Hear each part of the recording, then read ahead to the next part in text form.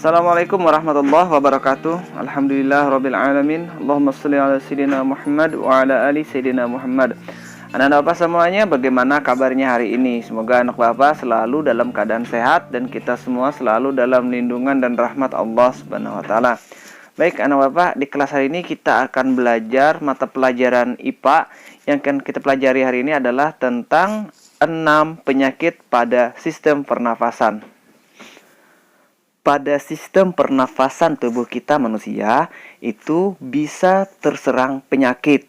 Penyakit apa saja? Nah, nanti akan Bapak paparkan, akan Bapak jelaskan kepada kalian penyakit apa saja yang dapat menyerang sistem pernafasan kita, khususnya lagi yaitu daerah paru-paru. Nah, berikut akan Bapak jelaskan 6 penyakit pada sistem pernapasan manusia.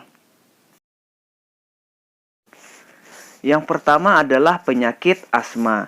Asma ini merupakan kelainan penyumbatan saluran pernafasan yang disebabkan oleh alergi debu, bulu, atau perubahan cuaca. Kelainan ini dapat diturunkan dan dapat kambuh jika suhu lingkungan cukup rendah atau keadaan dingin. Nah, jadi jika cuaca dingin, penyakit asma ini bisa kambuh. Yaitu sesak bernapas, penyakit asma ini sulit bernapas. Yang kedua yaitu penyakit emfisema. Nah, emfisema ini adalah merupakan penyakit pada paru-paru juga. Paru-paru mengalami pembengkakan karena pembuluh darah pada paru-paru kemasukan udara. Nah, jadi anak Bapak jangan suka tidur itu kipas angin selalu dalam keadaan hidup semalam full. Ataupun juga anak Bapak naik sepeda motor jarang memakai jaket. Nah, seperti itu. Yang ketiga adalah penyakit kanker paru-paru. Nah, penyakit kanker paru-paru ini merupakan salah satu penyakit paling berbahaya. Sel-sel kanker pada paru-paru itu terus tumbuh tidak terkendali. Penyakit ini lama-kelamaan dapat menyerang seluruh tubuh. Salah satu pemicu kanker paru-paru adalah kebiasaan merokok. Nah, jadi orang yang merokoknya itu perokok sangat aktif ya, itu sangat berpotensi sekali terkena penyakit kanker paru-paru. Yang keempat adalah penyakit tuberkulosis atau disingkat dengan TBC. Nah, jadi penyakit TBC ini merupakan penyakit paru-paru yang disebabkan oleh sebuah bakteri. Bakterinya itu namanya adalah Mycobacterium tuberculosis. Bakteri tersebut menimbulkan bintil-bintil pada dinding alveolus.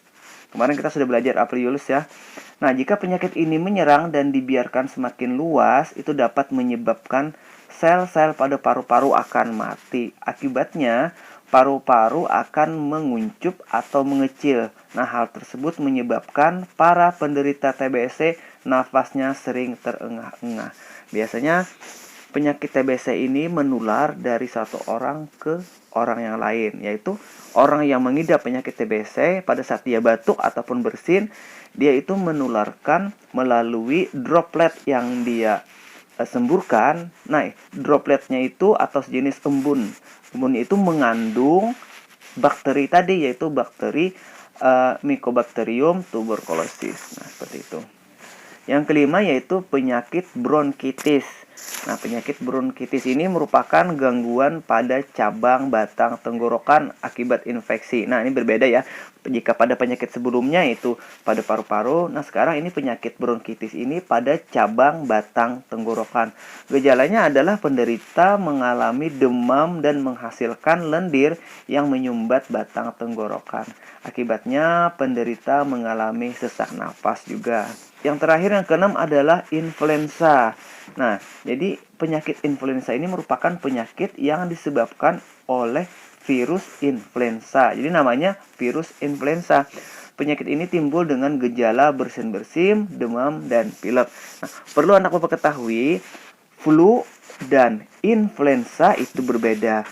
Lebih parah influenza daripada flu. Influenza ini jika tidak diobati dengan serius, maka dia akan mengakibatkan infeksi pada paru-paru.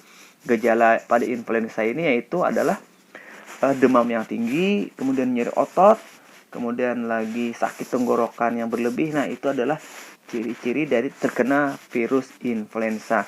Kalau penyakit flu biasa Biasanya kalau kita maksimalkan kondisi tubuh kita, cukup istirahat, ataupun kita minum obat, itu biasanya kalaunya flu biasa itu bisa sembuh sendiri. Jadi flu dan influenza itu berbeda.